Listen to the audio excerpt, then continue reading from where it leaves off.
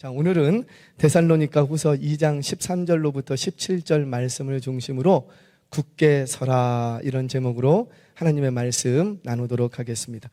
우리 아이들도 있고 우리 청년들이 있어서 너무 고마워요. 우리 청년들 괜찮으시다면 다음부터는 요 앞쪽으로, 우리 학생들도 앞쪽으로 좀 이렇게 앉으셨으면 좋겠어요. 우리 어른들이 이렇게 앉아 계시니까 청년들이 저 뒤로 빠져 계시는데 그래도 저는 젊은 에너지가 좋긴 하더라고요. 농담이고요. 우리 청년들 이렇게 앞으로 좀 와주시면 너무 감사하겠습니다. 자, 여러분, 우리 학생들도 있고 청년들도 있지만 에브라임 링컨하고 라이트 형제, 에디슨, 이 세 사람의 공통점이 뭘까요? 링컨, 그다음 에디슨, 라이트 형제. 크리스찬. 그럴 수도 있을 것 같아요. 에디슨이 크리스찬인지 제가 정확히 모르겠지만 여하튼간 크리스찬이랄 수도 있고. 이 세 사람은 누가 뭐래도 성공한 사람들이에요. 그렇죠. 세상적으로 봐도 그렇고 하나님 나라에서 봐도 그렇고 그들이 믿음이 있었다면 믿음에 있어서도 굉장히 성공한 인물들이 틀림없습니다. 그런데 이렇게 그들이 성공했다는 공통점도 있지만 또 다른 공통점이 또 있어요. 뭘까요? 그만큼 실패를 경험했던 사람들이에요.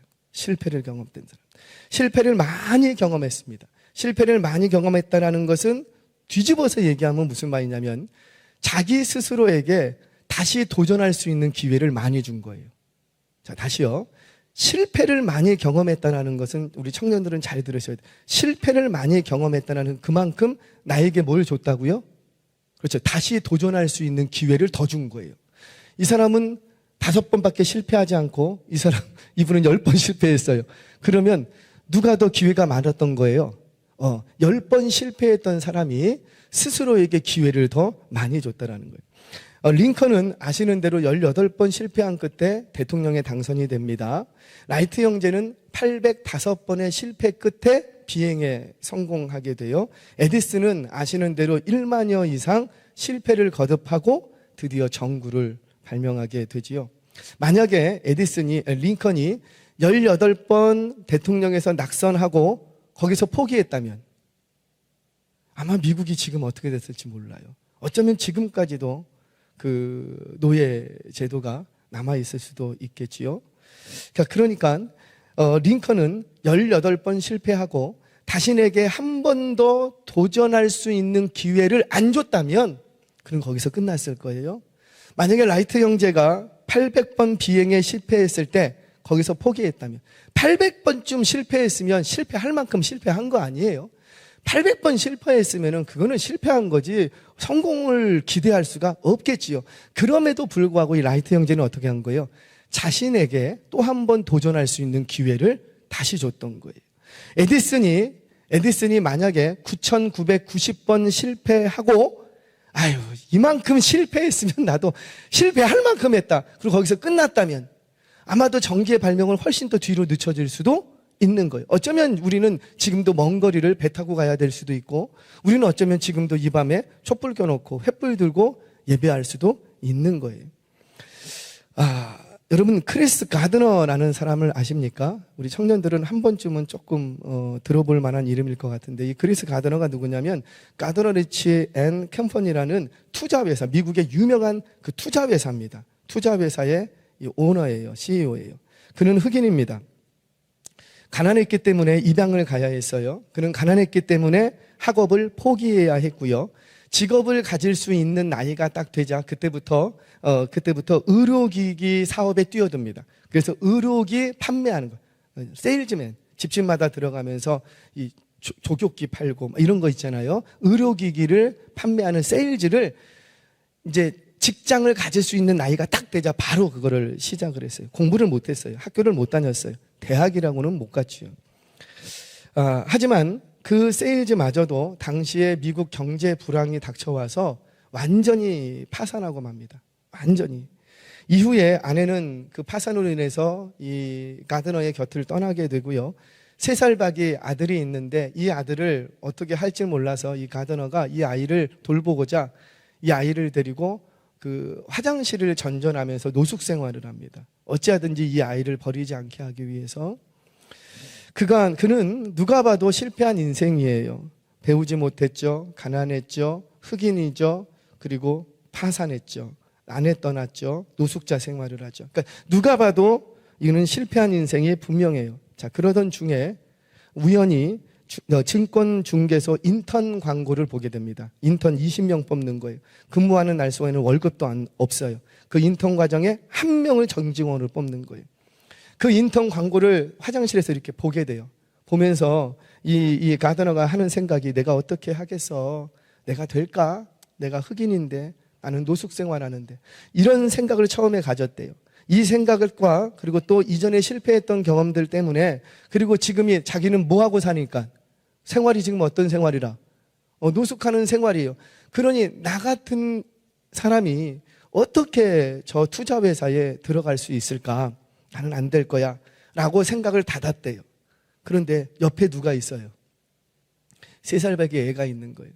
3살배기 애를 보면서, 그래, 너는 한번 할 수 있을지도 몰라. 한번 안 되더라도 한번 도전이라도 해보자. 안 되더라도 문이라도 한번 두들겨보자. 누구 때문에? 이 3살배기 아들. 이 아들에게 늘상 했던 얘기 있거든요. 너는 꿈을 가져야 돼. 너는 앞으로 행복할 수 있어. 아빠하고 같이 행복하게 살자. 늘 아이에게 했던 얘기가 그 얘기였어요. 근데 그 말을 떠올리면서, 지금 자기는 노숙 생활을 하지만 장차 이 아이에게 행복이라는 것을 주기 위해선 내가 한 번 더 도전해야 되겠다. 이 용기를 얻게 됩니다. 그리고는요, 20명 뽑는 인턴 속에 들어가게 돼요. 그리고는 그 20명 중에서 1명 정직원을 뽑는데 마침내 그는 이 1명 정직원에 뽑히게 됩니다. 그는 인턴 생활을 하면서요, 어느 정도로 열심히 살았냐면, 청년들은 도전받을 필요가 있을 것 같아요. 화장실 가는 시간이 아까워서 물도 안 먹었대요. 이제 투자 회사니까는 사람들한테 전화해갖고 투자를 받아내야 되는 거예요. 그러니까 하루에 200명 이상의 고객에게 전화 통화를 하지 않고는 퇴근을 하지 않았다고 합니다. 옛날에 이 이야기를 듣다 보니까 그게 생각이 나요. 여러분, 지금처럼 땀이 많이 나는 날은요, 전화하는 거 쉬울까요? 어려울까요? 해보신 분은 알아요. 이 나중에는요, 이제 학생들, 제가 중고등부를 이렇게 사용하는데, 한 주에 앉아갖고 한 100명씩 전화를 하거든요. 100명 전화하면 몇 명 나올까요? 몇 명 받을까요? 한 20, 30명 받으면 많이 받아요. 얘들은 다 잘 안 받아요. 한 100명씩 전화를 합니다. 토요일 날 앉아갖고 100명 전화해요. 100명 전화하면 제가 안경을 써서 이게 뒤에가 진물이 잡혀요. 더워서. 이게 전화기 이렇게 대고 있으니까. 그러니까 나중에는 휴지를 이렇게 갖다 놓고 휴지를 여기다 대고 막 이렇게. 그렇게 전화를 해서 아이들을 불러내고 아이들을 만나는 거예요. 한 번 전화한다고 아시지요? 우리 중고등부 선생님들 아마 경험하실 거예요. 한 번 전화한다고 아이들이 그렇게 덥석덥석 전화 잘 받아주고, 너 이렇게 하자 그러면 네, 그런 아이들 몇 명이나 돼요? 별로 없어요. 그러니까 그 아이들을 또 설득하려면 그렇게 할 수밖에 없어요. 이 가드너는 하루에, 저는 한 주에 100명인데 이 가드너는 하루에 200명의 고객들하고 통화를 하지 않으면 퇴근을 하지 않았대요. 그렇게 그의 인턴십 기간 동안에 그의 성실함과 열정을 높이 평가한 이 투자사 대표가 그를 채용하게 됩니다. 그리고 4년 만에 독립회사를 차리게 돼요. 취직한 지 4년 만에. 10년이 지났습니다. $10,000,000의 수익을 창출하게 됩니다. 한 해에. $10,000,000. 놀라지 않는 거 보니까 의왕분들은 $10,000,000쯤이야 이렇게. 지금은요, 이 컴퍼니의 자산이 어느 정도냐면 현금 보유 자산이 $2억, 2억만. 그러니까 감이 안 오니까 우리는 $2억만 얼마나 되는지 한 20억 이러면은 이럴 텐데 $2억만. 감이 안 오죠. 감이 안 오요. 지금은 이런 큰 부자가 되어 있습니다. 그가 바로 여러분들 한 번쯤 보셨을 거예요. 행복을 찾아서라는 영화가 있었습니다. 네, 사진 바로 띄워주시네요. 윌 스미스가 주연으로 했던 영화 꼭 한번 보세요. 청년들은 꼭 한번 보세요. 그 옆에가 실문입니다. 대단하죠? 흑인인데. 제일 불쌍한 사람이 누굴까요? 이 가드너 버리고 도망간 아내. 제일 불쌍하겠죠. 가드너 버리고 도망간 아내. 사랑하는 여러분, 그가 이런 책을 썼습니다. 늦었다고 생각할 때 해야 할 42가지. 이분이 크리스찬인 것 같아요. 근데 크리스찬이라고 어디에도 나와 있지는 않아. 근데 그분이 하는 멘트 하나하나 글을 보면 이분 크리스찬이 아니고는 이런 얘기를 할 수 없을 것 같아. 그가 이런 말을 합니다. 뿌린 대로 거르는 것이다. 노력과 성실은 배반하지 않는다. 포기하고 싶은 그 순간 다시 시작하라. 인간에게 가장 큰 선물은 자기 자신에게 기회를 주는 것이다. 여러분, 크리스 가드너가 한 게 뭘까요? 그는 그저 그 자리를 지켰을 뿐이에요. 어떤 자리? 아버지라는 자리. 이 3살 박이와 아들과 약속했던 너는 행복할 수 있어. 너와 나는 행복해질 수 있어. 그 약속을 지키기 위해 그는 무던히도 그 자리를 지켰을 뿐이에요. 비록 자신이 흑인이고 자신이 실패한 인생이고 자신이 노숙자 생활을 하기는 하지만 여전히 자신에게는 아들과 함께 행복해지고자 하는 꿈을 잃지 않았던 거예요. 이 땅을 살아가는 성도들이 반드시 기억해야 될 것이 있습니다. 우리는 하나님 앞에 설 때까지 누구도 성공하지 않았어요.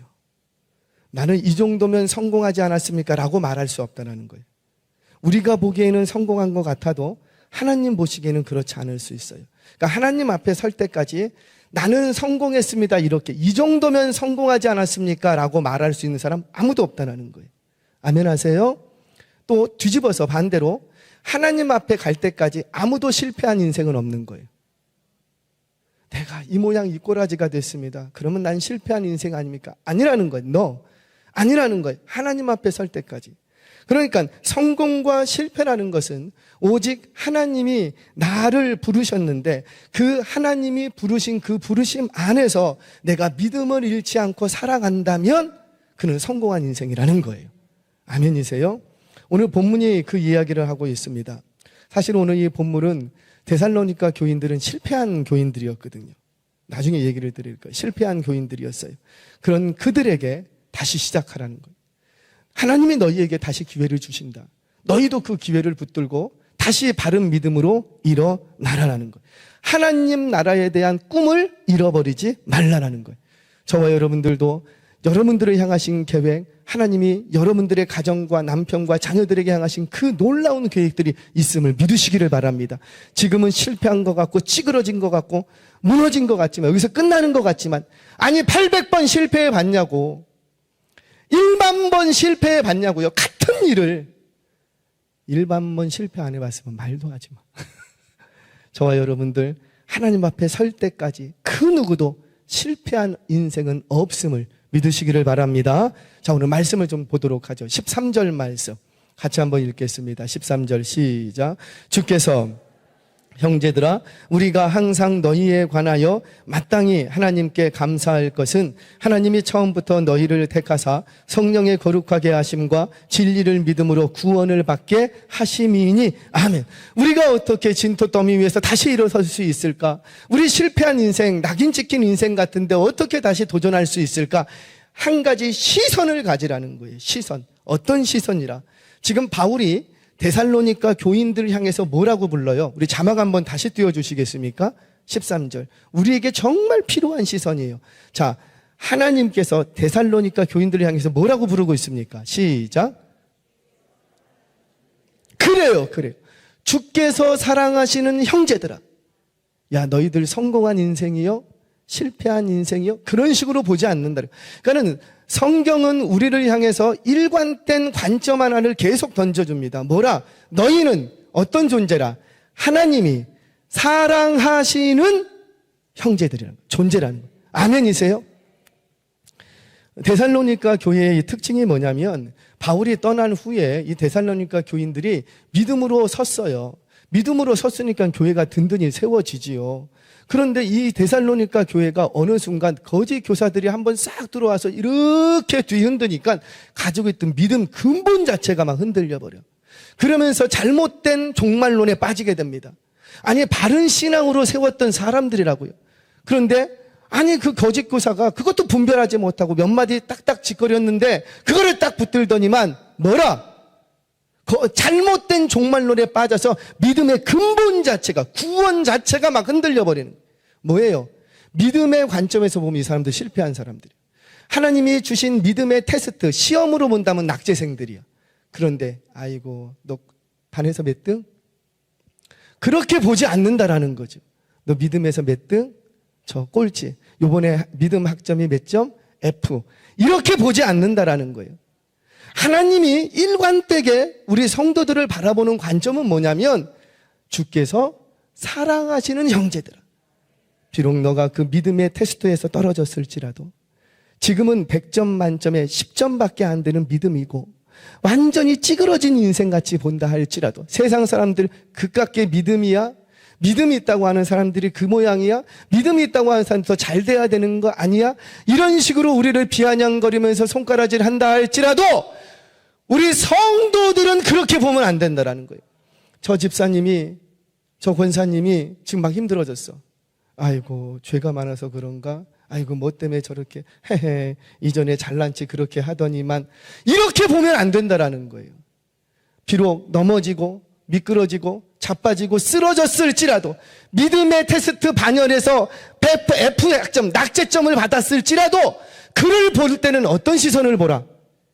여전히 하나님이 사랑하시는 영혼이라는 이 시선을 잃지 말라는 거예요. 여러분들 내 자신 스스로에게도 그렇게 설득하십시오. 여러분들 때때로 하나님의 말씀대로 살지 못하여 내 육신의 욕망에 이끌려 범죄할 때도 있겠지요. 믿음에 섰다가 미끄러지고 자빠지고 할 때 있겠지요. 하나님이 계신가? 엊그저께는 그렇게 하나님 없으면 안 될 것 같이 그렇게 불같은 신앙이었는데 한 주, 두 주, 석 주가 흐르자 갑자기 냉랭한 시간으로 신앙으로 막 떨어져. 그런다 할지라도 그도 여전히 어떤 사람이라 영혼이라 하나님이 사랑하시는 영혼이라는 거예요. 내 영혼에게도 내 자신에게도 그렇게 설득하십시오. 제구가 고목사 너 그렇게 키도 안 크고 비리비리하고 그런 인생이지만 너도 여전히 하나님이 사랑하는 인생이야. 우리 자신에게 가슴에 손 얹고 인사합니다. 자기의 이름을 불러가면서 제구가 너는 여전히 하나님이 사랑하는 인생이야. 자기 이름, 제 이름 말고 시작. 제구가 너는 여전히 하나님이 사랑하는 인생이야. 낙심하지 마시기 바랍니다. 실망하지 마시. 이 시선이 있어야 우리는 넘어져도 다시 일어날 수 있는 거예요. 10,000번 실패해도 다시 도전할 수가 있는 거예요. 자, 두 번째로 그가 이렇게 바울이 이 데살로니가 교회를 향해서 이렇게 부르는 데는 그만한 이유가 있습니다. 그 이유가 뭐냐면 바울은 지금 실패한 그 모습을 보는 게 아니라 장차 그가 누리게 될 영광을 바라보기 때문이에요. 자, 다시 우리는 인간인지라 눈에 보이는 걸로만 판단하고 해석하려고요. 지금 저 사람이 나에게 잘하는지 못하는지, 지금 오늘 신앙생활을 잘하는지 못하는지를 가지고 우리는 판단하기 쉽습니다. 그런데 하나님은 그렇게 하지 않으신다라는 거예요. 하나님은 지금은 좀 비리비리할지라도 그가 누릴 장차 영광이 있는데 그 영광을 바라보면서 오늘 그를 응원하더라는 거예요. 자, 성경 보겠습니다. 14절 같이 한번 읽겠습니다. 시작. 이를 위하여 우리의 복음으로 너희를 부르사 우리 주 예수 그리스도의 영광을 얻게 하려 하심이니라. 아멘. 뭘 바라본다고요? 장차 그가 얻게 될 영광을 바라봅니다. 그래서 현재의 고난은 장차 누리게 될 영광과 좋게 비교할 수 있다 없다? 없다. 우리가 극심한 고난과 고통 속에서 낙심할 만한 일을 당할지라도 우리가 아주 넘어지지 않는 이유가 뭐라? 우리에게는 한 가지 소망이 있다라는 거예요. 그 소망이 뭐예요? 지금은 내가 요 모양 요 꼴일지라도 장차 내가 누릴 영광이 있다라는 거예요. 그래서 큰 교회를 하든 작은 교회를 하든 큰 교회에서 열심히 봉사하며 섬기든 작은 교회에서 열심히 봉사하며 섬기든 하나님이 보시는 건 뭐예요? 지금을 보시는 게 아니라 장차 너가 누리게 될 영광을 바라본다라는, 저와 여러분도 이런 시선이 있기를 바랍니다. 교회를 향해서, 성도를 향해서 이 눈을 가지시기를 바랍니다. 자녀들을 향해서, 여러분들의 믿음이 연약한 남편들을 향해서, 우리 남편 지금 이 모양 이 꼴인데 어찌 뭐 좋은 날 있겠어? 이 땅에서는 없을 수도 있다고요. 이 땅에서는 상대적인 거니까 없을 수도 있겠지요. 그러나 반드시 기억하십시오.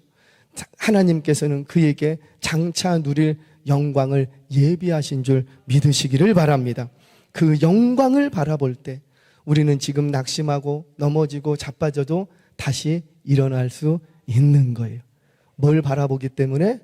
그렇죠. 장차 누릴 영광을 바라보기 때문에. 자, 이를 위해서 한 가지 해야 될 게 있습니다. 해야 될 게. 이게 공동체가 해야 될 일인데 굉장히 중요합니다. 우리 15절 같이 읽겠습니다. 15절 시작. 그러므로 형제들아 굳건하게 서서 말로나 우리의 편지로 가르침을 받은 전통을 지키라. 뭐 하라? 형제들아 굳건하게 서서 지키라. 형제들아 굳건하게 서서 지키라. 즉 굳건하게 서도록 형제들이 붙들어줘야 돼요. 하나님이 나를 붙들어 주시면 되는 거 아닙니까? 물론 되지요. 하나님이 붙들어 주시지요. 그런데 그 하나님이 어떤 손길로 붙들어 주세요? 내 옆에 계신 구역장님의 손길을 통해서, 우리 장로님들, 권사님들, 집사님들의 손길을 통해서, 그분들의 말 한마디를 통해서 하나님이 우리를 붙들어 주시는 거예요. 고민이 돼. 우리 남편, 우리 자녀 때문에 우리 자녀 너무 이번에도 꼴찌야, 꼴찌. 어떻게 맨날 꼴찌인지 그거 참 신기해. 그런데 꼴찌야. 그럼에도 불구하고 너무 낙심이 돼. 얘를 고등학교, 대학교 어디 갈 수나 있겠습니까? 이렇게 머리 나쁜 아이 그냥 취업이나 직장이나 기술이나 배워야 되지 않겠습니까? 고민하고 막 그러는데 이 구역장님한테 막 고민을 얘기했더니 구역장님이 어떻게 해줘요? 붙들어 주는 거예요. 아니야 기도하세요. 반드시 하나님께서 당신의 자녀의 길을 여실 겁니다. 계속해서 뭐 할 수 있도록 믿음 안에 굳건하게. 이 굳건하다는 말은요, 이 스탠조라는 말인데 버티다, 지속하다 이런 뜻이 있어요. 그러니까 버틸 수 있도록 붙들어 주는 거예요. 버틸 수 있도록 우리가 이렇게 뒤에서 지지대가 되어주는 거예요. 그게 뭐냐? 그게 말씀 있는 공동체라는 거예요. 여러분, 신앙은 버티기입니다. 버티기입니다. 누가 끝까지 믿음을 견지하느냐? 버티기 싸움이에요. 사단 마귀는 뭐 하는 거예요? 나에게 와서 물질로, 건강으로, 사람과의 관계로 여러 가지를 통해서 나를 뭐 하도록? 하나님을 믿는, 의지하는 믿음에서 떨어져 나가도록. 내게서 돈 뺏어가는 거, 그게 목적이 아니라고요. 사단이 뭐 내게 있는 돈 뺏어가서 뭘 어디다 쓰려고, 그게 목적이야. 내게 있는 건강 뺏어가서 그게 사단의 목적입니까? 아니라니까요. 여러분들의 가정, 남편, 자녀들 마음을 어렵게 만드는 거, 그게 뭐 사단이, 그건 목적 아니에요. 그걸 통해서 뭐 하려고? 하나님께 붙어 있었던 우리의 믿음을 끊어내려고. 그게 사단 마귀의 목적이라는 거죠. 그래서 돈은 사라져도 뭐는 지키고, 그렇죠? 믿음은 지키고, 건강은 잃어버려도 뭐는 지키고, 믿음을 지키고. 왜? 신앙은 여러분 이렇게 버티기 싸움이라니까. 버티기. 언제까지? 끝까지 하나님이 됐다고 하실 때까지.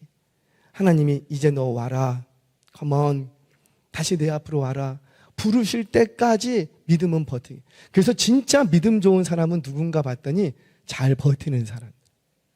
굳게 서서, 누가 뭐라 그래도 굳게 서서 그 믿음을 견지해 가는 것, 바로 그가 믿음 있는 사람이라는 거예요. 그렇게 이 공동체가 서로를 붙들어주고 서로를 지지해주고 믿음을 견지할 수 있도록 공동체가 함께 굳건하게 세워줄 때 그 영혼은 다시 일어날 수 있습니다. 사랑하는 여러분, 부탁드립니다. 오늘 이 말씀을 기억하고 우리 주변에 낙심하고 넘어지고 미끄러진 영혼이 있습니까? 주변에서 붙들어 주세요. 하나님은 당신을 여전히 사랑하십니다. 하나님은 당신을 여전히 사랑하십니다. 하나님은 당신을 향한 계획을 절대 포기하지 않았습니다. 남편의 비즈니스 연장 잘 됐으면 좋겠어요. 그런데 잘 될 듯 하면서 너무 안 돼. 그러니까 이 남편이 이제는 달려가던 그 길을 멈추고 싶어. 그때 반드시 얘기해 주세요. 하나님 나라를 향한 비전을 잃어버리지 마세요. 이 길이 아니면 다른 길로 하나님이 이끄실 겁니다. 다만 당신은 하나님 나라에 대한 비전을 잃지 마세요. 반드시 하나님은 여전히 당신을 사랑합니다. 반드시 하나님은 살아 계십니다. 하나님은 역사하십니다. 이 고백으로 붙들어 줄 수 있는 공동체 되시기를 바랍니다. 그 믿음 안에서 굳게 서서 10번 넘어졌을지라도 11번 일어나 하나님 나라를 위한 믿음과 소망을, 놀라운 하나님의 기적의 역사들을 이루어 가시기를 주의 이름으로 축원합니다.